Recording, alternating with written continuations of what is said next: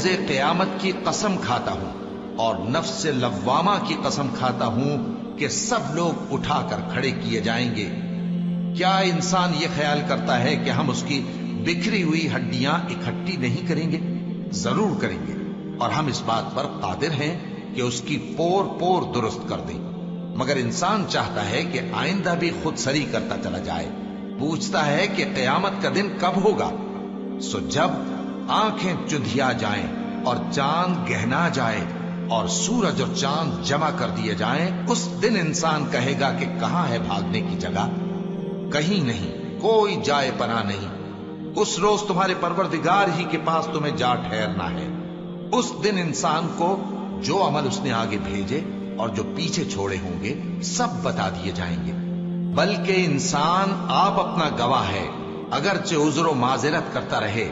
اور اے پیغمبر صلی اللہ علیہ وآلہ وسلم، وحی کے پڑھنے کے لیے اپنی زبان کو تیز تیز حرکت نہ دیا کرو کہ اس کو جلد سیکھ لو۔ اس کا جمع کرنا اور پڑھانا ہمارے ذمے ہے۔ سو جب ہم اسے پڑھا کریں تو تم اس کو سنا کرو اور پھر اسی طرح پڑھا کرو۔ پھر اس کے معانی کا بیان بھی ہمارے ذمے ہے۔ مگر لوگو، تم دنیا کو دوست رکھتے ہو اور آخرت کو چھوڑے دیتے ہو۔ اس روز بعض چہرے رونق دار ہوں گے، اپنے پروردگار کی طرف نظر کیے ہوئے ہوں گے، اور بہت سے چہرے اس دن اداس ہوں گے، خیال کریں گے کہ ان کے ساتھ کمر توڑ معاملہ کیا جائے گا۔ ہاں، جب جان گلے تک پہنچ جائے اور لوگ کہنے لگیں اس وقت کون جھاڑ پھونک کرنے والا ہے، اور اس جاں بلب نے سمجھا کہ اب جدائی کا وقت ہے اور پنڈلی سے پنڈلی لپٹ جائے، اس دن تجھ کو اپنے پروردگار کی طرف کھینچے چلے چلنا ہے۔ پھر ایسے مغرور نے نہ تو پیغمبر صلی اللہ علیہ وآلہ وسلم کو سچا جانا اور نہ نماز پڑھی، لیکن جھٹلایا اور منہ پھیر لیا، پھر اپنے گھر والوں کے پاس اکڑتا ہوا چل دیا۔